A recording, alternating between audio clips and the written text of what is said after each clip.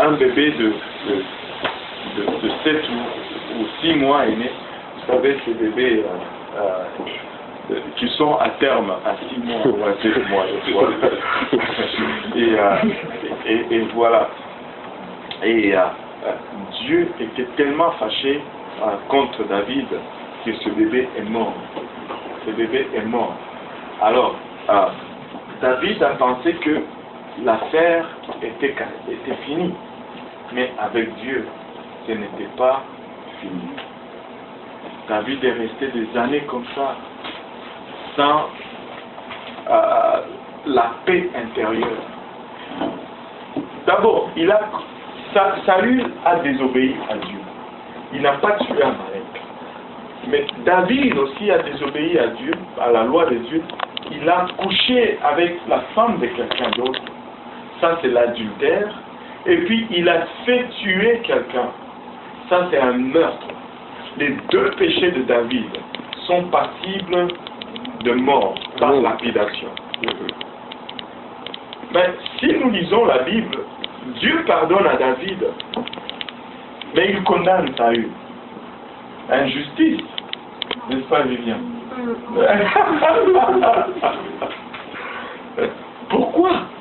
Pourquoi Dieu condamne Saül et pardonne David?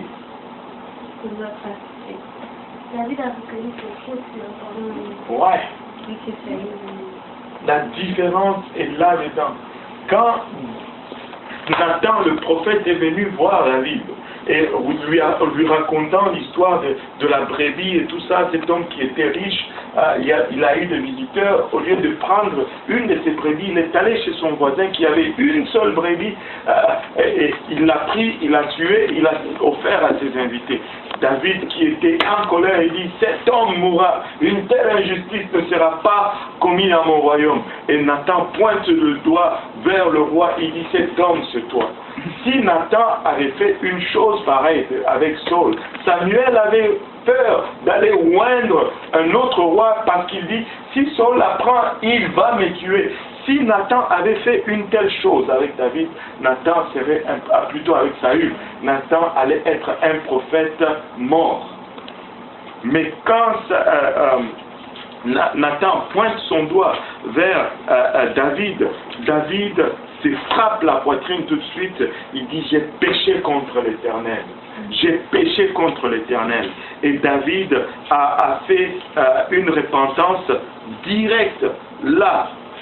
Il n'a pas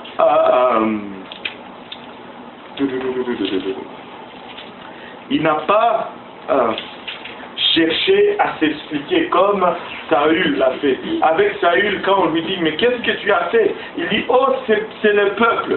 Mais moi, j'ai fait ce que Dieu a demandé de faire. Vous savez, à la suite de cette repentance, David a écrit le psaume l'un des psaumes les plus connus de tous. Le psaume, on va le lire. On va lire juste un extrait là.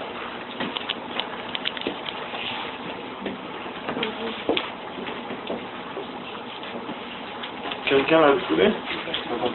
Oui. Du premier verset. Au chef des chants, psaume de David. Lorsque Nathan, le prophète, vint à lui, après que David fut allé vers Bathsheba: ô Dieu, aie pitié de moi dans ta bonté, selon ta grâce, selon ta grande miséricorde, efface mes transgressions, lave-moi complètement de mon iniquité et purifie-moi de mon péché. Car je reconnais mes transgressions et mon péché est constamment devant moi. J'ai péché contre toi seul et j'ai fait ce qui est mal à tes yeux. En sorte que tu seras juste dans ta sentence, sans reproche dans ton jugement. Voici, je suis né dans l'iniquité et ma mère m'a conçu dans le péché. Mais tu veux que la vérité soit au fond du cœur. Fais donc pénétrer la sagesse au-dedans de moi. Purifie-moi avec l'hysope et je serai pur. Lave-moi et je serai plus blanc que la neige. Lave-moi et je serai plus blanc que la neige. David fait une des repentances les plus extraordinaires qui est devenue presque un modèle de repentance aujourd'hui. David avait commis l'adultère, David avait commis le meurtre, mais il a obtenu le pardon parce qu'il s'est repenti. Il a reconnu qu'il a péché contre Dieu, sans excuse. Pourquoi oh non, c'est parce que. Quand ça commence déjà avec parce que, ça ne va aller nulle part. Quand on commence déjà à chercher à justifier, il ne faut jamais justifier le mal. Il faut se repentir du mal. Il ne faut jamais justifier le mal. Il faut se repentir du mal. David a passé des années à ne pas sentir la présence de Dieu. Le péché nous sépare de Dieu. Il y a le psaume 32 qui a été écrit probablement après le psaume 51 du point de vue chronologique. Mais regardez ce que David est en train de dire dans le psaume 32. Heureux celui à qui la transgression est remise, à qui le péché est pardonné. Heureux l'homme à qui l'Éternel n'impute pas d'iniquité, dans l'esprit duquel il n'y a point de faute.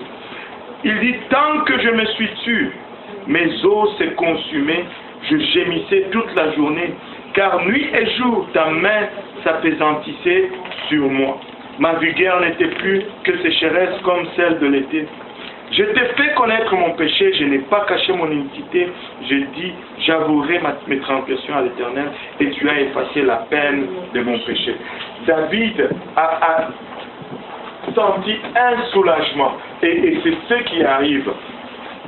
Je me rappelle, une fois, j'avais fait un baptême, c'était le baptême d'un Italien. Il est venu, il était chargé. On est entré dans l'eau, on a prié, fait une prière de repentance, je l'ai baptisé, et quand il est sorti de là, il me disait, je me sens léger. Et combien, je pense que 7 personnes sur 10, après un baptême, me disent toujours, pasteur, je me sens léger. Tu te sens léger parce que le fardeau de tes péchés est sorti. Le baptême, c'est pour le pardon de nos péchés. Amen. Le baptême nous lave de nos iniquités. Au-delà du symbole, le baptême, la Bible nous dit, répentez-vous et que chacun de vous soit baptisé au nom de Jésus-Christ pour le pardon. Et David exprime un soulagement. Il dit, c'était lourd sur moi.